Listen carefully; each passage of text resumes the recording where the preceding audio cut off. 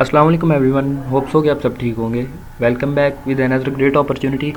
और जो आज की अपॉर्चुनिटी है बेसिकली ये बैचलर्स, मास्टर्स और पीएचडी स्टूडेंट्स के लिए भी है और रिसर्च स्टूडेंट्स के लिए भी है और फुली फंडेड है। स्टाइपेंड बेस भी है, फुली फंडेड भी है। सो इसकी फ़र्दर डिटेल्स देख लेते हैं, हर पोर्शन को कवर कर लेते हैं। सबसे पहले जो इसका नाम है वो है UMISS, ठीक है। अगर इसके फुल फॉर्म की बात करें, यूनिवर्सिटी नेगरी मलंग international student scholarship. So basically ये इंडोनेशियन लैंग्वेज में है, तो इसको ज़्यादा सीरियस नहीं लेना मलंग वगैरह को, तो इंडोनेशियन लैंग्वेज में, ठीक है। हम इसकी शॉर्ट फॉर्म भी रखते हैं UMISS, ठीक है। तो इसकी एप्लीकेशन अभी ओपन है, जैसा कि उन्होंने यहाँ पे मेंशन किया हुआ है। 1 अप्रैल से लेकर 30 अप्रैल तक इसकी एप्लीकेशन ओपन होनी थी, जो कि हो चुकी हैं। और तकरीबन आज से 19 दिन है आपके पास। अगर आज आप अप्लाई करने बैठते हैं तो 19 दिन है आपके पास। 30 अप्रैल इसकी डेडलाइन है।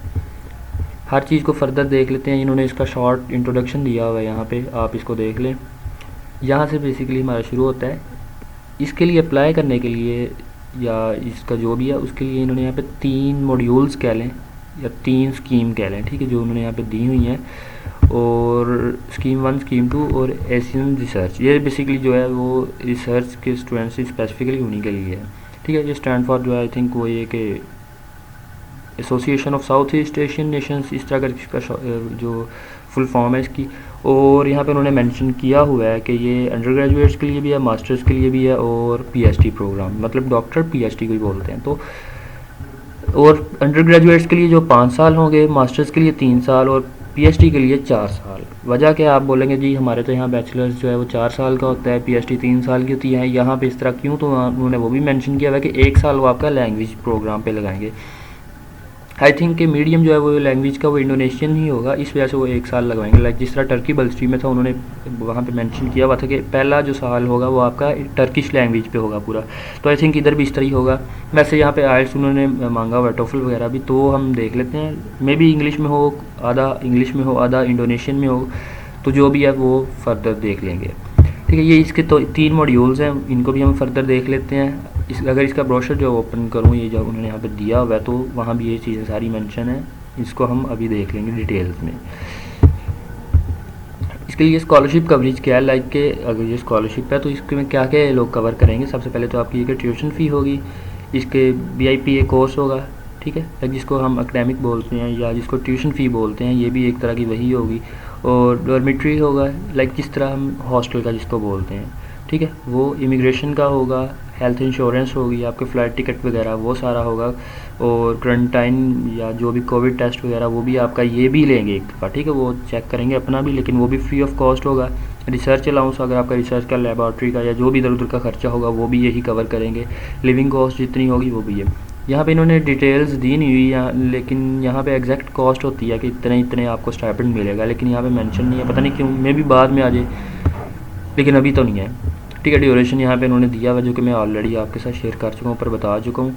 और डॉक्यूमेंट्स कौन कौन से होंगे, जहाँ पे स्टूडेंट्स को मेन प्रॉब्लम होती है कि कौन कौन सा डॉक्यूमेंट रिक्वायर्ड है। कोई ऐसा खास या स्पेशल डॉक्यूमेंट नहीं है। सबसे पहले तो है प्रीवियस डिग्री, लाइक अगर आप बैचलर्स के लिए अप्लाई कर रहे हैं तो आपको अपनी इंटर की और मैट्रिक की सनद चाहिए होगी। अगर आप मास्टर्स के लिए कर रहे हैं तो आपको बैचलर्स वगैरह की भी चाहिए होगी। एकेडमिक ट्रांसक्रिप्ट मतलब मार्कशीट, ठीक है, रिज़ल्ट कार्ड जिसको बोलते हैं।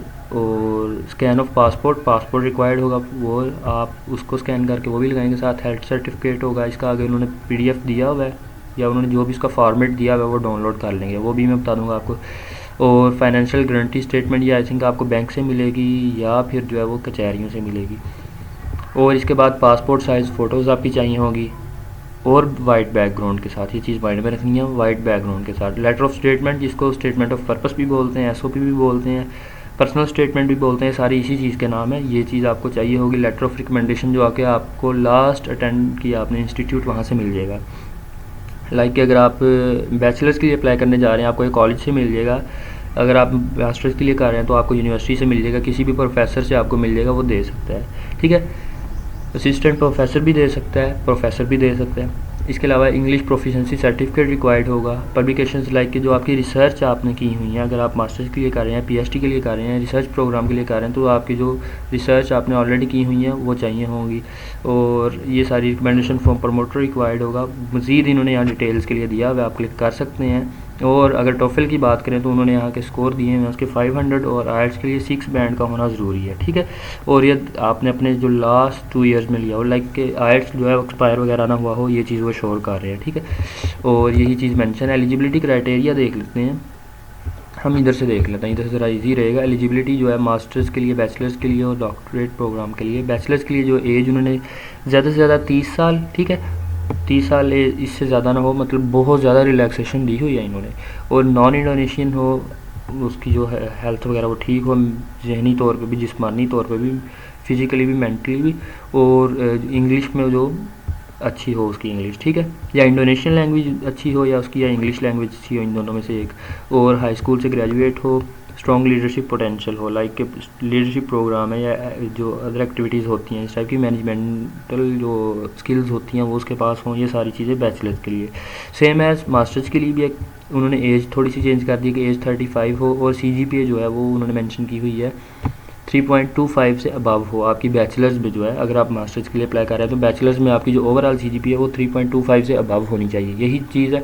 बाकी सारा बैचलर्स वाला ही क्राइटेरिया। और फिर अगर हम PhD की बात करें तो उधर जो है वो क्राइटेरिया क्या है, 35 से अबव जो है वो एज ना हो, ज़्यादा से ज़्यादा 37 हो, ठीक है, सॉरी 37। और उसके बाद CGPA भी सेम वही है। अगर आपकी मास्टर्स की CGPA की बात कर रहे हैं कि 3.25 से अबव हो या इतनी हो, अगर आप PhD के लिए अप्लाई करने जा रहे हैं। कवरेज क्या उन्होंने यहाँ पे, जो कि ऑलरेडी मैं आपको बता चुका हूँ कि क्या क्या चीज़ वो कवर करेंगे, यही चीज़ उन्होंने यहाँ पे मेंशन की हुई है, ठीक है। रिक्वायर्ड डॉक्यूमेंट वो हम ऑलरेडी देख चुके हैं, और मैंने बोला था कि आपको फॉर्मेट्स इसके मिल जाएंगे PDF वगैरह में, जैसे भी हो यहाँ पे दिए हैं। आप यहाँ पे क्लिक करेंगे तो डाउनलोड हो जाएंगे, मज़ीद किसी चीज़ की ज़रूरत नहीं है। यहाँ पे क्लिक करके आप लोग डाउनलोड कर सकते हैं इसको। ये डॉक्यूमेंट्स की ऑलरेडी बात हो चुकी है। ओके, आगे इसका एलिजिबिलिटी की भी बात हो गई है, यही चीज़ है सारी। इसका अप्लाई करने का तरीका देख लेते हैं अभी हम। और अप्लाई करने से पहले जो यहाँ पे प्रोग्राम ऑफ़र किए जा रहे हैं, मतलब कौन कौन से फील्ड, कौन कौन से डिपार्टमेंट हैं, वो यहाँ पे इन्होंने मेंशन किए हुए हैं, ठीक है। फैकल्टी ऑफ इकोनॉमिक्स वगैरह, फैकल्टी ऑफ लेटर्स वगैरह, मैथमेटिक्स, नेचुरल साइंसेज होगी, इंजीनियरिंग हो गई, ये सारी उन्होंने यहाँ पे मेंशन की हुई हैं। जो भी आपके रिक्वायर्ड है, आप फर्दर उस पर क्लिक करके आप अपनी डिटेल्स देख सकते हैं। मास्टर्स प्रोग्राम की होगी, ये ऊपर बैचलर्स की थी, ये मास्टर्स की है, और ये आप PhD की है, ठीक है। S1 S2 का मतलब ये स्कीम होगी आई थिंक, ठीक है। और इम्पोर्टेंट डेट्स जो हैं वो मैं ऑलरेडी आपके साथ शेयर कर चुका हूँ। एप्लीकेशन ओपनिंग की थी, ये उसकी डेडलाइन है। सिलेक्शन का प्रोसीजर हो गया। अनाउंसमेंट जो है वो 13 मई को इसकी सिलेक्शन की जो अनाउंसमेंट हो जाएगी। अप्लाई किस तरह करना है, अप्लाई करने का तरीका जो देख लेते हैं, उन्होंने यहाँ पे दिया हुआ है, ठीक है। क्लिक है, आप यहाँ पे क्लिक करना है। वो आपसे अकाउंट का पूछेंगे, आपने अकाउंट क्रिएट करना है, आपको मेल आएगी, मेल आपने जो है वो कंफर्म करनी है, उधर से अपना आपका अकाउंट बन जाएगा। वहाँ पे जाके आपने अपनी इन्फॉर्मेशन देनी है। अगर मैं वो चीज़ भी रिकॉर्ड करने लग जाऊँगा तो बहुत लेंथी हो जाएगी वीडियो, इसलिए मैं शॉर्ट में बता रहा हूँ, ठीक है। माई एप्लीकेशन पे क्लिक करना है, वहाँ पे आपने अपनी सारी इन्फॉर्मेशन देनी है, अपना नाम, अपने कंट्री का, अपना एड्रेस, अपना फ़ोन नंबर, अपना ईमेल वगैरह, वो सारा कुछ देना है। सारे जो डॉक्यूमेंट्स हैं उनको एक सिंगल PDF में बनाना है, और सिंगल PDF में बना के आपने अपलोड कर देना है, ठीक है। और जिसका साइज़ 5 MB से ज़्यादा ना हो, ठीक है, ज़्यादा से ज़्यादा 5 MB हो।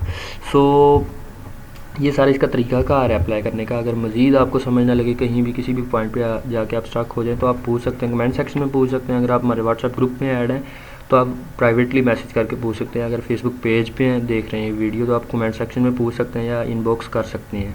सो अगर मैं उस पर भी, मैंने बताया कि रिकॉर्ड करने बैठ जाऊँगा तो बहुत लेंथी हो जाएगी वीडियो। तो अभी के लिए होप्स हो कि मैंने हर चीज़ को कवर कर दिया, उसके एलिजिबिलिटी क्राइटेरिया वगैरह हर चीज़ को कवर कर दिया है, और आप सबको समझ आ गया होगा। उसके रिक्वायर्ड डॉक्यूमेंट्स हो गए, उसका अप्लाई करने का तरीका को भी शॉर्ट फॉर्म में मैंने बता दिया है। तो मज़ीद अगर कोई भी क्वेश्चन हो तो आप प्राइवेटली मैसेज कर सकते हैं। Free field to ask any question, या कोई भी क्यूरी है तो आप पूछ सकते हैं।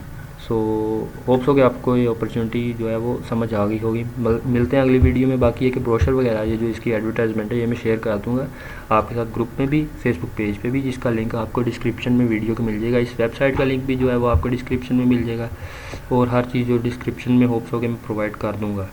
तो मिलते हैं अगली वीडियो में, तब तक के लिए अपना ख्याल रखें। अल्लाह हाफिज़।